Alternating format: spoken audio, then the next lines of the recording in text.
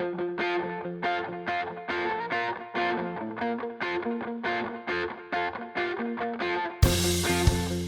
are listening to your new Puppies podcast, starting you and your dog off on the right paw. Here's your host, Debbie Salento.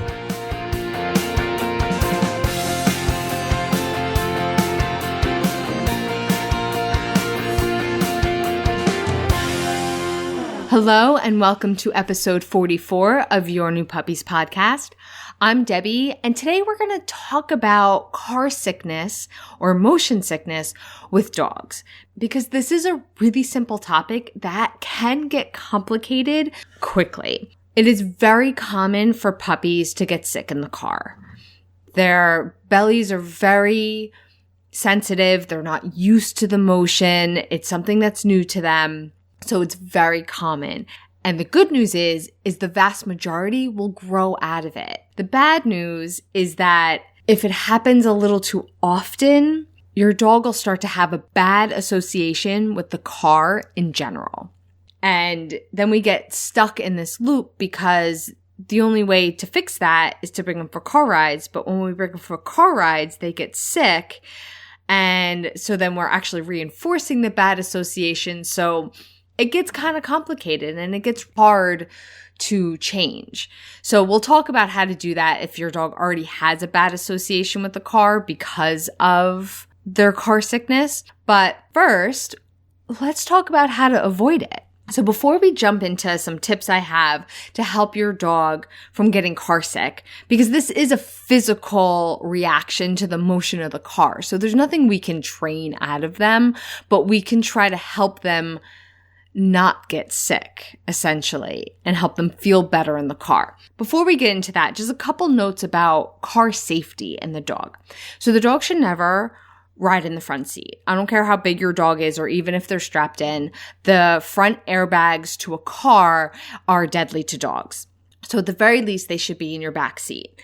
And they should be strapped in, or they could be in a crate. Now, in some states, it is a law. I think some entire countries have this law, but I know in New Jersey, you have to have your dog strapped in.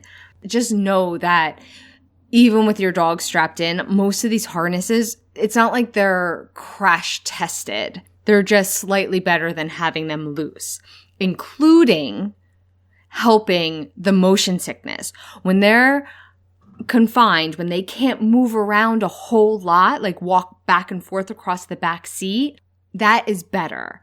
It makes them feel more secure if they're strapped in, and not allowing them to move will help with that motion sickness. The other thing I found helps is if they can see out a window, or if you can open the window, give them a nice fresh breeze, or maybe one of the vents blowing on them. I've seen that help too.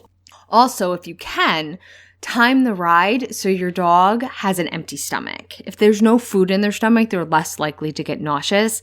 And if they do, and there's nothing you can do about it, they'll be less of a mess. Treats out there with ginger in them, like little ginger cookies that you can give to your dog, that helps with nausea. In fact, they sell them specifically for that. So all of these things I've found has helped with stopping the dog from getting sick, from my own experience and from working with some trial and error with my clients. So this is something that might happen once in a while, and I wouldn't worry too much about it. If it starts happening every time, that's when this bad association can start. And unfortunately, what happens is the dog starts to get anxious just being in the car because they're anticipating getting sick, and that anxiety itself makes them sick. So we get stuck in this loop. So a couple things you can do to help ease the anxiety, which hopefully as your puppy grows out of it will ease the actual sickness, is you can try one of those thunder jackets. I have seen them help because it calms a dog down. You can try like a sweater to see if that helps a little bit before you buy an actual like thunder jacket or something similar to that. If you don't know what I'm talking about, it's just a special jacket that you put on your dog, it has like a whole bunch of Velcros and it almost hugs them.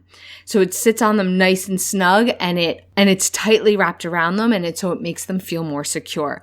I use it for my dog Lucy. She feels better if she just has like a sweater on. It makes her feel a little bit more secure.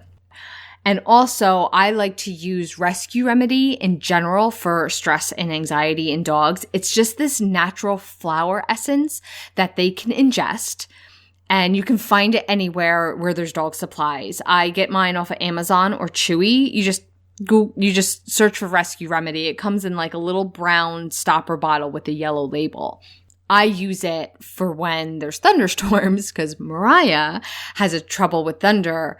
And as soon as she sees that bottle, she comes like running over to me and I just rub it on her ears, and you can also put it in their water and it's supposed to calm them down a little bit. And then of course you can always talk to your vet. You know, there are the dog equivalent of Dramamine. In fact, they might be able to take Dramamine, but don't quote me on that. Definitely if you're going to go that route, talk to your vet and see what solutions they have. But if you're having a lot of trouble with it, that is another way you can go. So that's how we can treat and try to avoid getting sick, the actual motion sickness from starting. But what happens if your dog now already has a bad association with the car because they've gotten sick on a car ride? The last thing we want to do is stop taking them places. Like that's not a good solution. But we don't want to increase their anxiety. I get it. Like it's a tough situation to be in. So just like anything that there's a bad association with, we're going to start really small and we're going to go in tiny steps. So if your dog gets anxious just when you like hit the driveway because they think you're going towards the car, that's where you start. You know, right before you get to the driveway, you play with them, you do some obedience, you distract them, you get them in a good mood, and you see how close you can get, right? If they start to stress out, then we go back in and we try it again later or the next day. And you work them up to getting back to the car. I usually suggest favorite toys here. Treats may work, but even like high value treats, but because the association is with them getting sick, they don't always work in this situation. But you can try, definitely try. If you have a really highly food motivated dog, you might be able to do it. But then you get them in the car, but you don't go anywhere. You play with them in the car. You give them a good association. You do fun things. You don't go anywhere. You don't even start up the car. That's the next step. Once they're getting in and out of the car without a worry, then you start the car. Play with them. Shut it off, get out. Then the next step would be backing up the driveway and then stopping, and then that's it. And as you can see, like you're going to go in tiny increments, then short rides to really super, super, super, super fun places to try to get back to a good association with the car. In my experience, Lucy doesn't get sick in the car, but she is scared of it. She doesn't like the highways. As soon as I go above like 40 miles an hour, she likes to hide on the floor. I don't think she likes the sound of the highway. But she jumps in my car every time I walk her over to it. Happy as can be because she hates the ride. But I always make sure I bring her to really super fun places.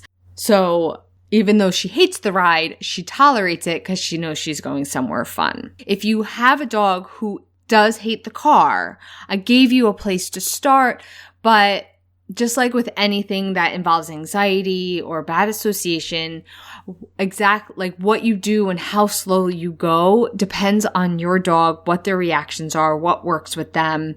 So if you're having a whole lot of trouble, you might want to bring in some professional help, a trainer, because when you're trying to build back up confidence, it's a process and it goes slow. And a lot of times we need to be guided through the process. And that's it. That's all I have for you. Hopefully, I'm hoping and crossing my fingers that nobody's going to need this episode because it is not a fun one. But if you are enjoying this podcast, Please go rate and review it because it helps other puppy owners find the podcast. And if you want to continue training with me, you can join my online puppy course called Your Perfect Puppy, where we build the foundation of you and your dog's life together. And you have direct access to me for at least 12 months to ask all of your training questions, in addition to 4 weeks worth of video lessons. You can find more information on that at playtimepaws.com/puppy. Thank you so much for listening. I'll be talking with you soon. Bye for now.